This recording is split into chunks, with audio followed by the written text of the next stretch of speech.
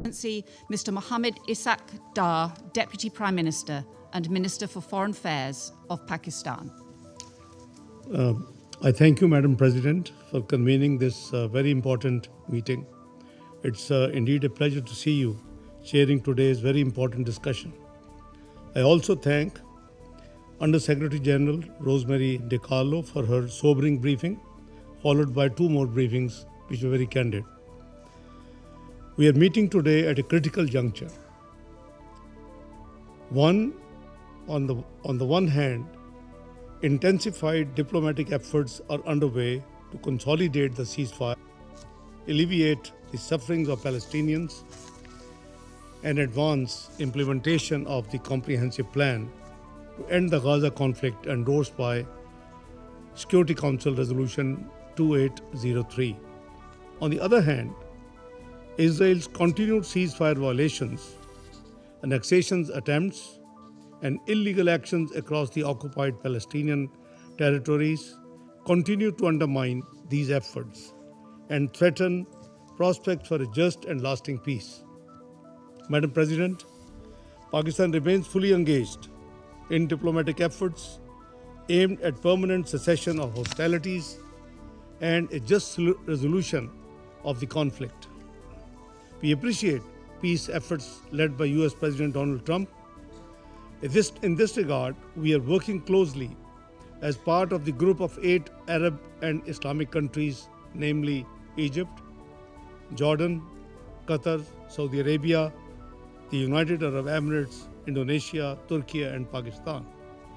Madam President, Israel's recent illegal decisions to expand its control over the West Bank are gravely disturbing.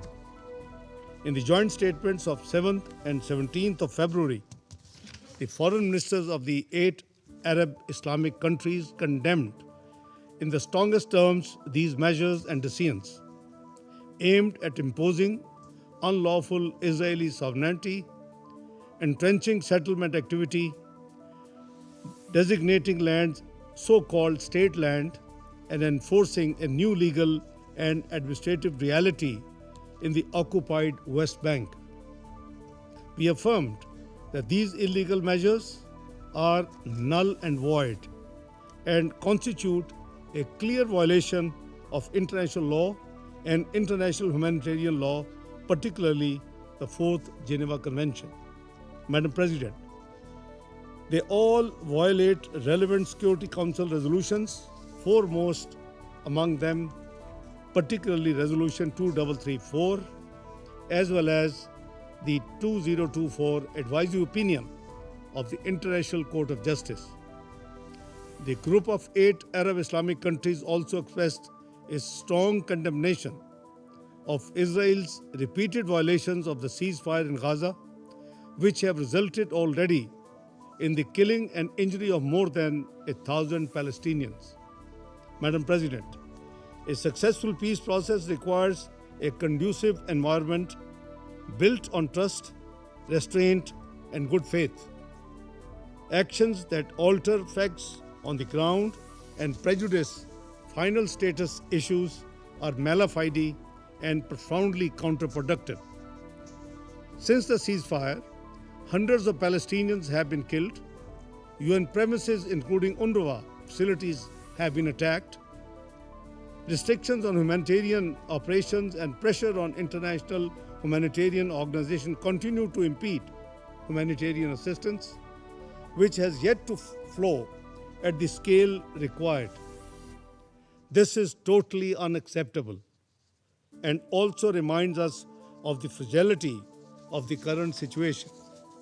Madam President, against this backdrop, full and faithful implementation of Resolution of Security Council number 2803 is absolutely essential. Ceasefire must be fully respected with a view to a permanent cessation of hostilities. We must ensure safe, sustained, and unimpeded humanitarian assistance at the right scale.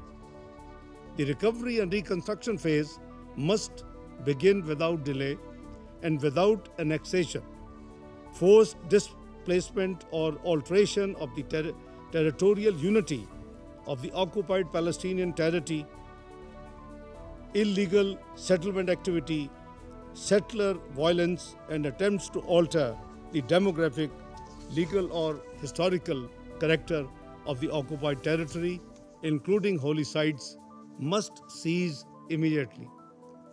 And it is imperative, Madam President, to advance a credible, irreversible, and time-bound political horizon leading to Palestinian statehood in accordance with international legitimacy. It is in pursuit of these objectives that Pakistan, as part of the group of 8 Arab Islamic countries, has joined the Board of Peace in support of its mandate as endorsed by Resolution 2803.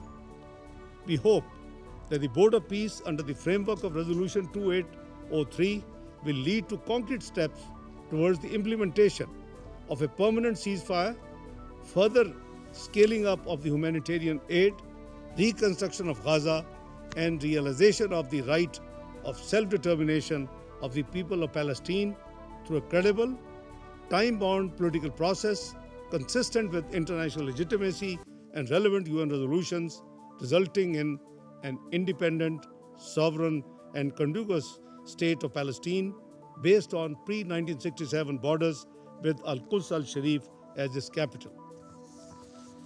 This, Madam President, is the ultimate goal supported by the international community. Palestinian-led governance and institutional strengthening with the central role of the Palestinian Authority are indispensable in this regard. Tomorrow, Pakistan will participate in the inaugural meeting of the Board of Peace with the objective of reinforcing ongoing diplomatic efforts. We engage in this process with the firm conviction that sustained diplomacy, anchored in international law, including the UN Charter, and guided by accountability, provides the only viable pathway to a just and lasting peace in the Middle East. There can be no durable peace without justice, no stability without accountability, and no sustainable solution without the realization of the Palestinian people's right to self-determination. Madam President, Pakistan's solidarity with our Palestinian brothers and sisters and their just cause remains unwavering. We stand with them in their legitimate pursuit of right to self-determination, dignity, and freedom. Pakistan is ready and willing to contribute to all diplomatic initiatives, including President Trump's peace plan, the Board of Peace, the high-level conference on the peaceful settlement of the question of Palestine, and the Global Alliance for the Two-State Solution, which must reinforce one another through coordinated and concrete implementation in the interest of our shared objective of a just, lasting, and comprehensive peace in the Middle East. I thank you, Madam President.